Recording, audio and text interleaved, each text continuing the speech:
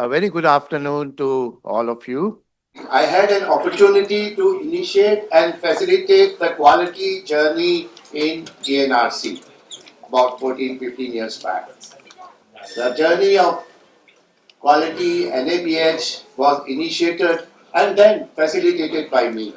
So GNRC is very close to my heart. Quality, if you have quality, you will create value. If you create value, you will develop trust. So this is what GNRC is, and GNRC is very close to my heart.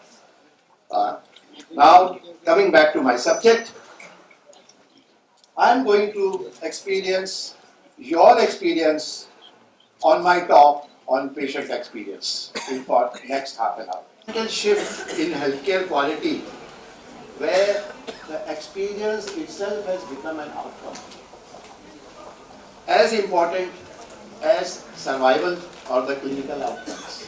Now, before I start my presentation, I'll just quickly introduce you about AHPI.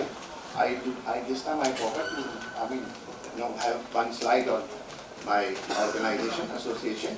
AHPI is Association of Healthcare Providers India. It's a not-for-profit organization. It's registered under the Society Act 1860. AHPI was founded in 2012, year 2012, December 2012. So we are 13 years plus, 13 years old.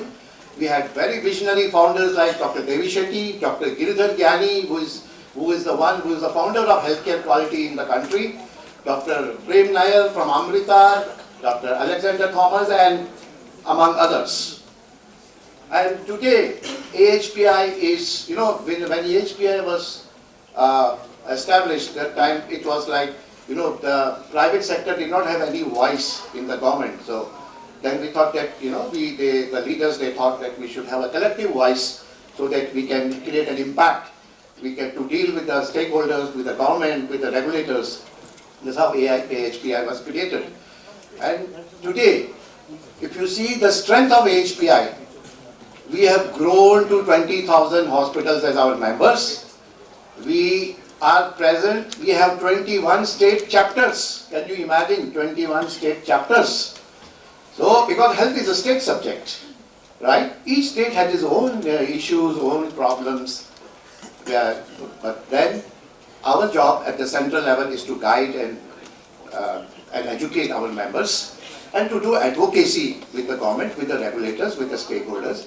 And we are also into capacity building, collaborations, and many other programs.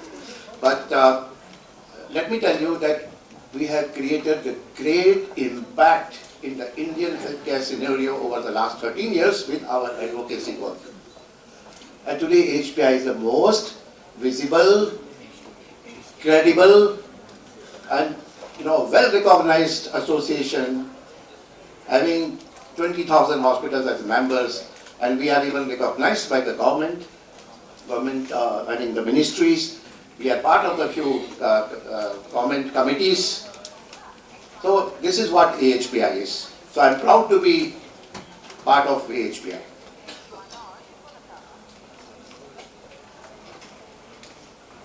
See, I will forget that overall the conference was very good, but what you made me feel and how you made me feel was more important to me. Right from my beginning, coordination. Dr. Pranjal was coordinating with me, how I reached here, how I was received, my hassle-free check-in in the hotel. Here I was so comfortable. So these experiences at each stage will matter most.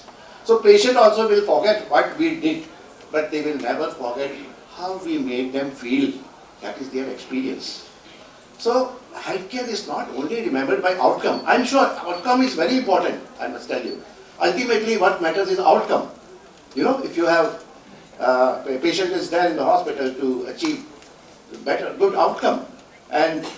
But by the movements, by the emotions and interactions, experience has now become a defining outcome of care.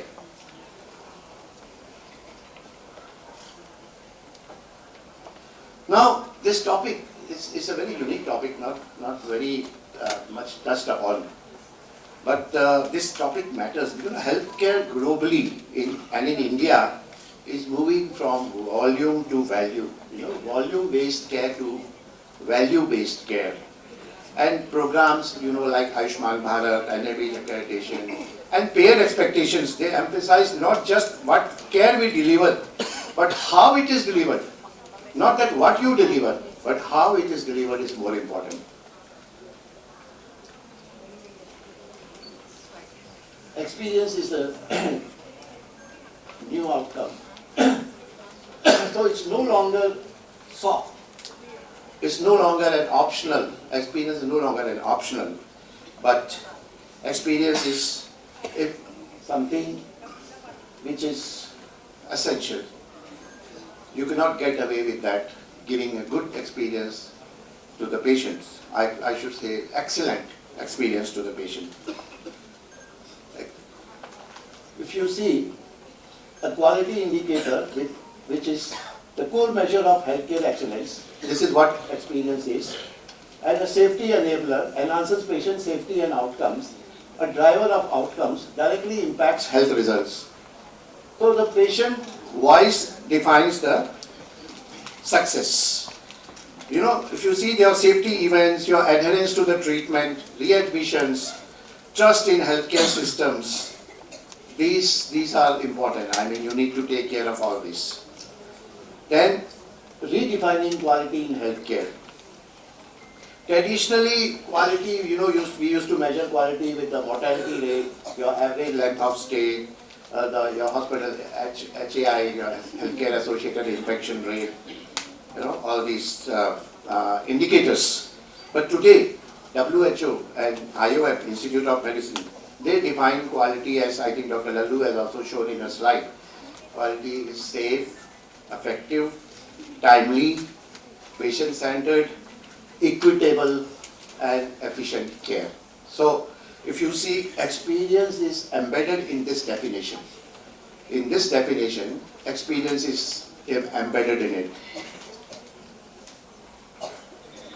Human experience of care. Oh, this is a very important slide. See, when I talk of the human experience, it is not only the patient, it is the family, it is the relation. Please do not forget that.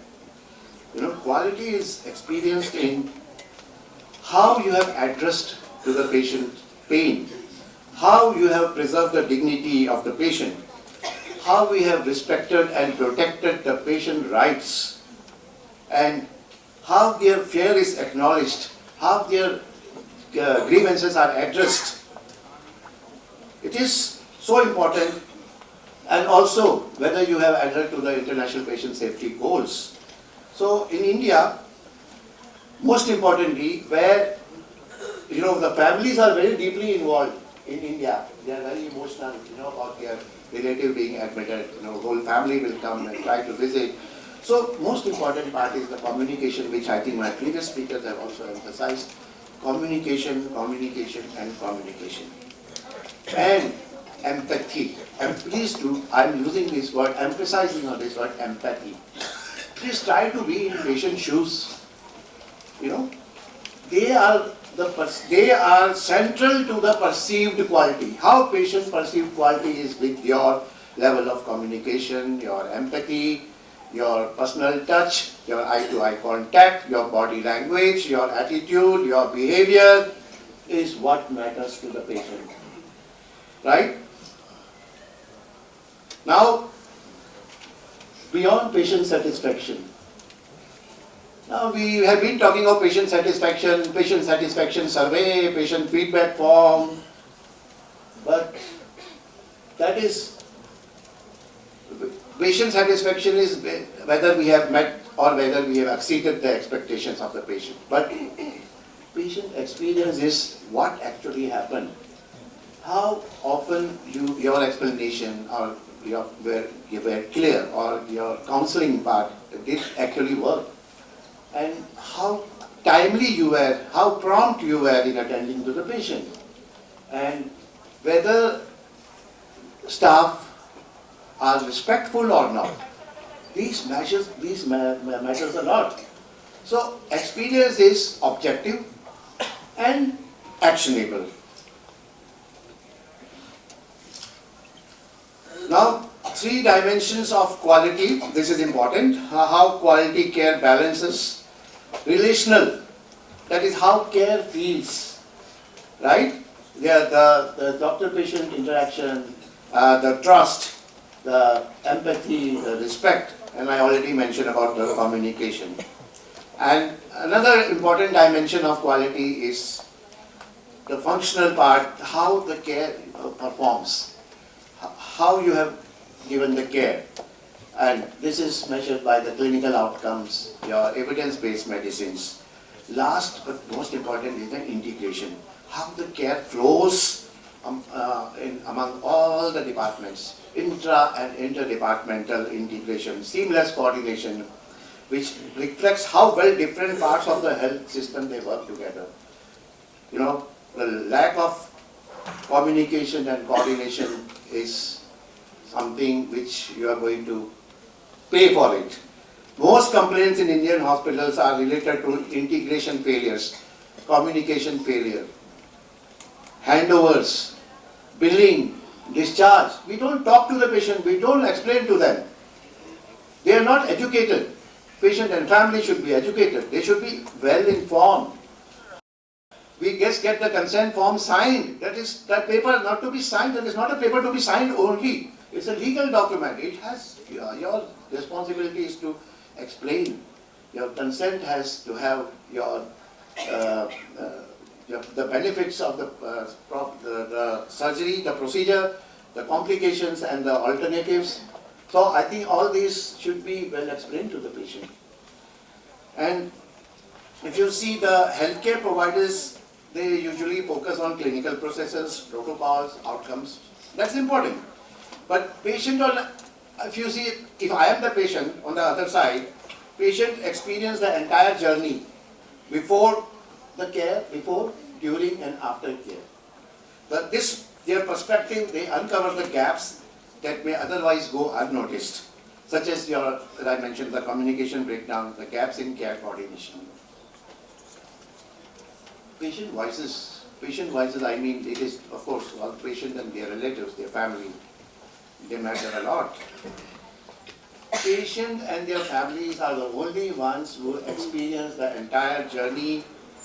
WHO and British Medical Journal studies show that patients identify the risk earlier than the systems. Do you know that they can identify the risk which is happening to them or going to happen to them earlier than the systems, especially communication and handoff failures.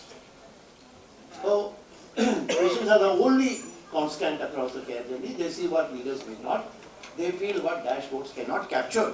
You may be capturing all the dashboards, all having blah, but then what matters is the patients feeling their voices. They reveal the blind spots, the safety risk, and the experience gaps.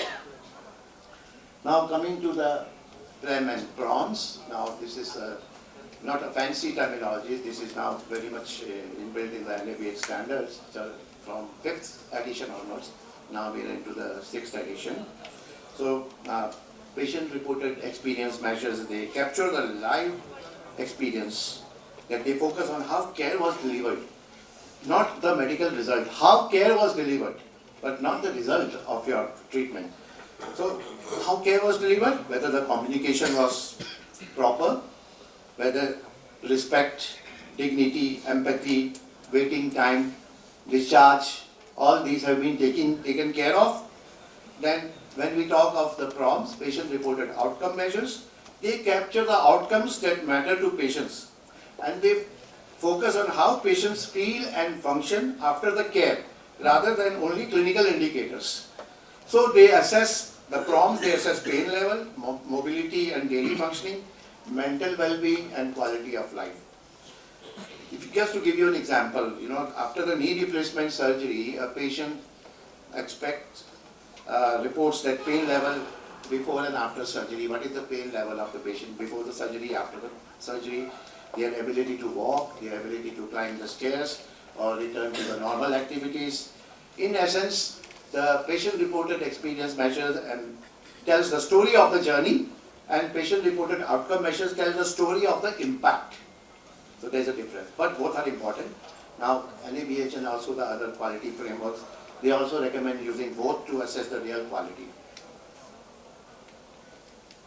Identifying gaps through patient voices. Now, patients, they highlight all the failures, the delays in treatment, pain management gaps, lack of explanation, lack of education, counseling, which is important, the feedback of the patient. See, when we talk of the feedback survey, are we going to capture only the positive feedback or the negative feedback? No. Feedback means it can be either positive feedback. The patient must have appreciated probably the one Divya or one staff by name, that she was excellent, she was very courteous, she was empathetic. Or feedback can be a negative feedback, or a feedback does not always mean a complaint. Feedback can be positive, can be negative, can be in the form of a suggestion, can be in the form of a comment. So these are all the forms of feedback. So we have to value. As a CEO of the hospitals, what type of feedback you will expect from the patient? Positive, negative, comment, suggestion? Can anybody tell me, what do you expect more? Anybody? Yes? Positive? No. If I am the CEO of the hospital, I will expect more negative feedback so that gives me an opportunity to improve. I will expect more negative feedbacks. I will also, of course, expect positive feedbacks. But I will give importance to both positive, negative, all the feedback, whether they have some comments there or suggestions. Idea is to, these are OFIs, we call it, opportunity for improvements. So be genuine, be honest, be transparent, listen to the patient. Patient may not always be genuine, they may be fussy at times. Their complaints will be useless. I'm sorry to say this word. Sometimes it happens. But then you will have to listen to the patient, please, and address their issues. Now, proactive improvement in real time. See, real-time feedback, it allows you to do the immediate correction, whether it is, any area, so your cleanliness related to your, the response time, your discharge clarity, or this actually aligns with the continuous quality improvement principles. So, timely communication, speed of response, small fixes create big impact. If you see the patient journey, patient experience, when does it start? It's not that patient experience starts only when he visits the doctor. If I am sitting at home, I'm visiting your website, I want to see which doctor I have to consult, and I want to, I'm inquiring, I'm going to inquire about the hospital and the doctor and his timings, and then I take an online appointment maybe, then I visit the hospital, then I will visit, first of all, I'll park my car, I will see the parking area, and how the security guard behaved with me. I will enter the hospital, I will go to the front office, I will fill the form or whatever the registration process the hospital has, I will do that formality. And then front office, how attentive she was, whether she was able to answer my queries, whether she was prompt in her behavior. And then after the front office, we have so many other areas, registration, admission. I visit the diagnostic area, I visit maybe the X-ray department, the lab or phlebotomy department for my blood sample, and I visit OP, emergency room, IP care, ward, ICU, daycare, dialysis, wherever I go. So, but then finally it is discharge and billing. Discharge and billing, it does not end here.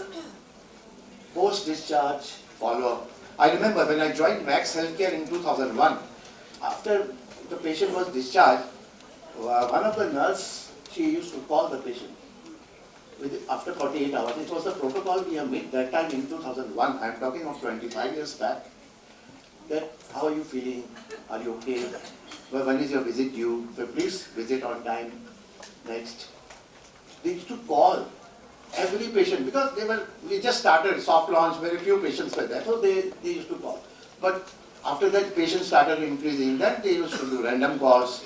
After that, I don't know what happened. But things are You know, if you take care of the entire journey from inquiry, from pre-visit to post-discharge, till continuum of care, till subsequent visits of the patient, this is what matters.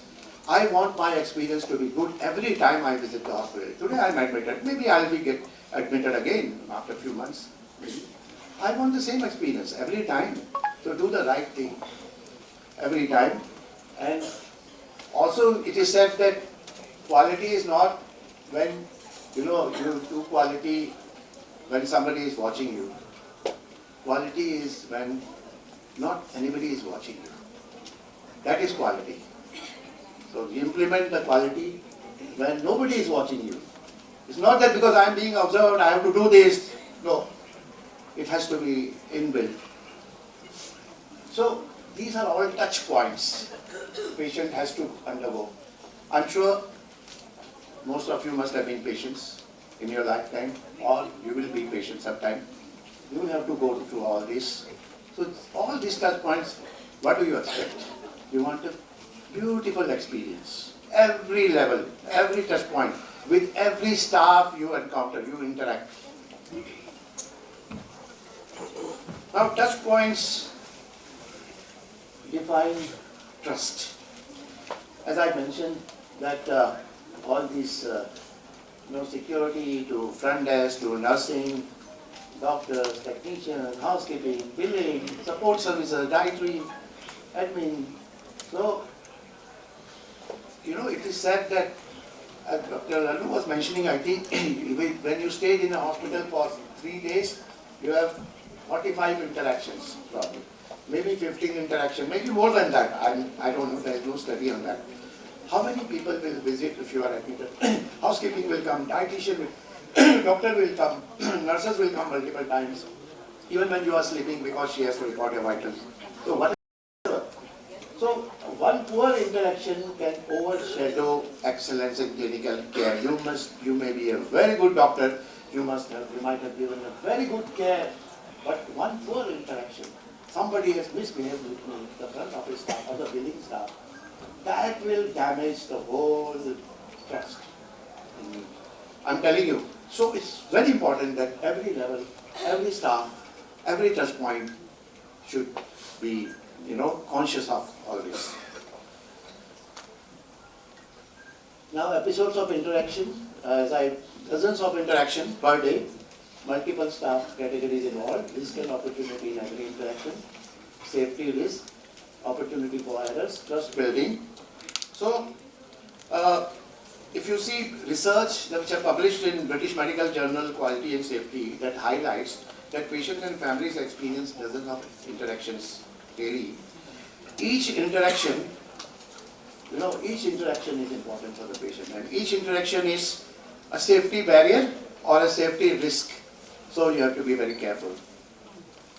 So we just close to my end, and this is strategic impact, improved outcomes. Again, studies from JAMA and WHO show better experiences linked to better adherence, fewer complications, lower early admissions. Basically, experience is a clinical multiplier. Experience is a clinical multiplier. Now, economic value of patient-centered care. Patient-centered care does not only mean that you have, the clinical, you have given a good treatment to the patient, patient has become all right. And you're overdoing or underdoing things, unnecessary investigations, complaints, litigation, length of stay, you unnecessarily keeping the patients, which is not required, not discharging the patient. So quality experience also supports financial sustainability. Loyalty, trust and advocacy. In India, trust and word of mouth define healthcare reputation. This is very important in our country. Trust and word of mouth define healthcare reputation. And experience, excellent experience turns into patients into advocates, not just consumers. They become your advocate. They will go and tell to hundreds of their relatives, their word of mouth, their neighbors, their friends. So it's very important. Key drivers, I think I should touch upon this. Digital, everybody is talking of digital technology. Digital tools we have to use like QR, feedback, SMS, WhatsApp, survey, They allow real-time monitoring, faster response, data-driven quality improvement. But please don't be dependent on uh, your technology always, because it is the human touch which also matters, because ultimately the onus lies on the doctor, whether ethical, moral and legal responsibility, whatever AI or ChatGPT is giving you for the treatment. If there's something goes wrong with the patient, AI will not be held responsible. He will not be put into litigation. It is you who is going to bear that brunt of the litigation, the complaints, or. But one thing I must tell you, you must embrace technology. It is very important, because we can't get away with not embracing. We need to have technology, day-to-day life. But AI is going to replace a doctor. AI is definitely going to replace a doctor who is not using AI with the one who is using AI. We say that whether AI will replace doctor, no, AI cannot replace a doctor. But AI will replace a doctor who is not using AI with the one who is using AI. So please use AI, use technology, but be judicious. Don't let AI master you. It is how you train, how you feed the AI, it becomes, it is your human intelligence which feeds the artificial intelligence. And don't let the artificial intelligence dominate you. Shared decision making, moving from, what is the matter with you? It is a disease-centered approach. But what matters to you? That is a person-centered approach. So please build a person-centered approach. The benefits of person-centered approach. Now, this is my favorite slide. I always say that practicing medicine is both art and science. You may be a very good doctor, clinically, you are very sound, you are credentialed, highly credentialed, capable, and you have treated the patient very well. That is the science of medicine. That you must know. You are all master of the science of medicine. But please also master the art of medicine. Your attitude, your behavior, your eye contact, the human touch, the personal touch, your behavior, your empathy, your communication. If you don't have this, the science fails. I tell you, science fails. Please, practicing medicine is both science and art. Mastering the art is difficult than mastering the science. I'm telling you. Dr. Rajneesh to be a very good cardiothoracic surgeon. But if he has all this, he's a great doctor. Sorry, I'm not being personal, but this is something which we need to understand. This is, I really don't know which hospital Dr. Palin is looking at me.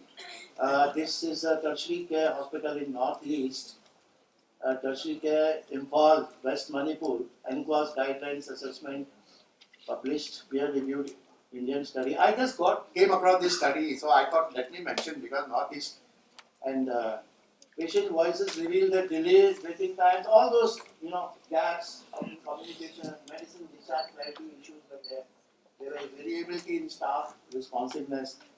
So what the study highlighted that strong doctor involvement, clear communication, system process, feedback revealed gaps in clinical indicators. Then that was what the study highlighted. Then why this matters for quality? After they have reviewed, they have taken corrective action, experienced gaps, signal safety risk, better communication adherence was found, patient voice strengthens the quality assurance, satisfaction reflects dignity and trust. So this was the Northeast India patient experience is a measurable, actionable outcome of quality care and not a soft metric. So this I got from Indian Journal of Public Health Research and Development. Imphal, I don't know, maybe Dr. Palin can tell about this. So this is, I thought I must just mention this. So to summarize my talk, I would just like to end here. Experience is the true outcome. Patient voices redefine quality. Safety and quality remain the core. Safety and quality and safety, they are married to each other. Safety is the spouse of quality. These are the buzzwords. When we use the word quality, we always attach. Lala Majnu bolte हैं ना आप. हीर रांझा लैला मजनू, तो आप quality safety को साथ साथ ही बोलते हैं. You use the word together actually. These terms are used together. They are married to each other. And you know what is the byproduct of patient quality and safety? इनका औलाद क्या है, इनका बच्चा कौन है? Sustainability.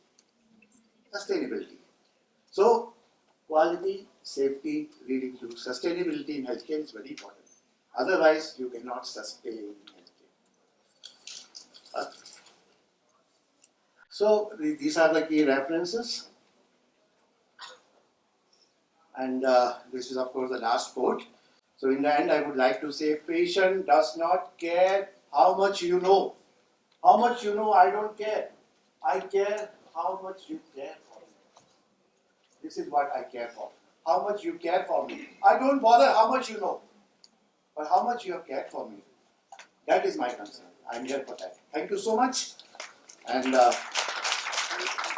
for being a lovely audience. And once again, thanks to GNRC, Dr. N.C. Bora and his fantastic team to give me an opportunity to be here this afternoon and share my insights with you.